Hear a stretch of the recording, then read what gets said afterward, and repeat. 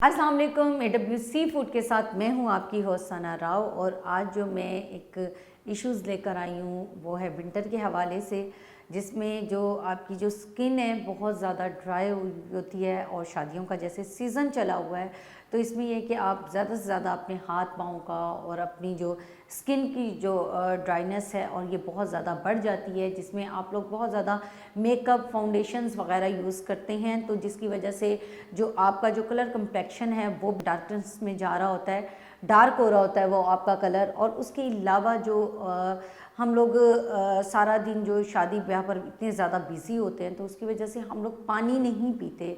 पानी की वजह से भी जो है वो स्किन पर पापड़ी जमना शुरू हो जाती है या ऐसे धब्बे पड़ना शुरू हो जाते हैं ड्राइनेस के। तो वो एक उससे जो है आपकी जो भी आप मेकअप करें या जो भी आप फाउंडेशन लगाएं, जो भी आप क्रीम लगाएं तो वो इतनी अच्छी स्किन पर नहीं बैठती, क्योंकि मॉइस्चराइज़ करना स्किन को लाजमी होता है। आप विंटर में ख़ास तौर पे कोशिश किया करें कि आप डेली बेसिस पर जो रात में है सोने से पहले जो है अपनी स्किन को अच्छे तरीके से मॉइस्चराइज़ करके सोएं।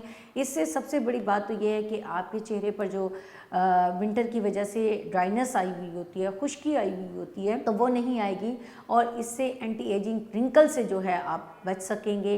रिंकल जो है आपके चेहरे पर नहीं आएगी जब आप अच्छे से मॉइस्चराइज़ करेंगे।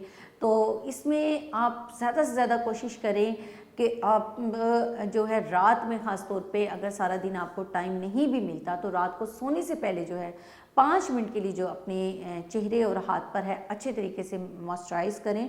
और ये बहुत आप आसानी से घर में भी ये जो रेमेडी मैं आपको साथ शेयर करूँगी ये आप घर में भी बहुत आसानी से बना सकती हैं।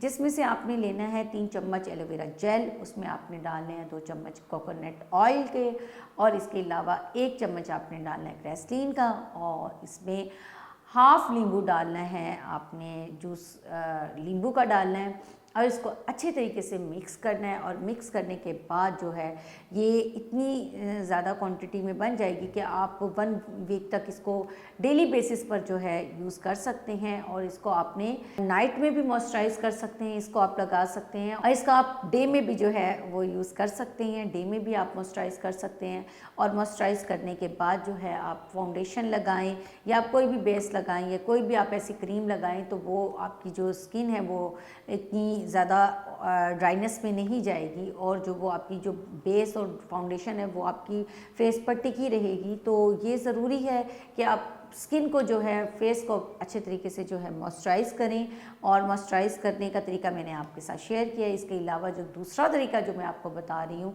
इसमें आपके चेहरे पे ग्लोइंग भी बहुत अच्छी आएगी और एक ये बहुत ही हर्बल और ऑर्गेनिक तरीका है।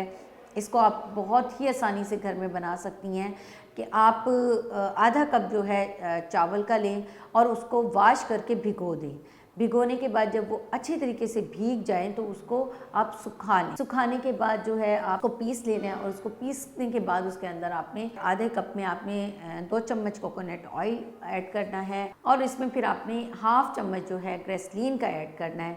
ग्रेसलीन को ऐड करना है, फिर इसका अच्छे से पेस्ट बनाना है और पेस्ट बनाकर आपने वो चेहरे पर जो है आपने मास्क की सूरत में लगाना है और आप उससे देखेंगे आपकी स्किन को मॉइस्चराइजिंग भी बहुत अच्छी मिलेगी और इससे ही जो आपकी स्किन में ग्लो है और चमकदार स्किन जो है वो आप अपनी पाएंगी। तो ये तकरीबन अगर आप हफ्ते में 2 बार भी अगर ये रेमेडी यूज़ करती हैं तो आपका जो चेहरा है वो ड्राइनेस से भी बचेगा और ग्लोइंग भी आपके पास आपके फेस पर जो है वो नुमाया नज़र आएगी। और ये चेंजिंग आपकी फेस पे बहुत ज़रूरी है।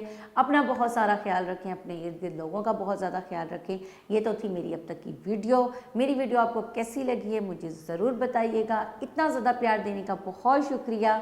लाइक कमेंट शेयर ज़रूर कीजिएगा। अपनी होस्ट सना राव को इजाज़त दीजिए। टेक केयर एंड अल्लाह हाफ़िज़।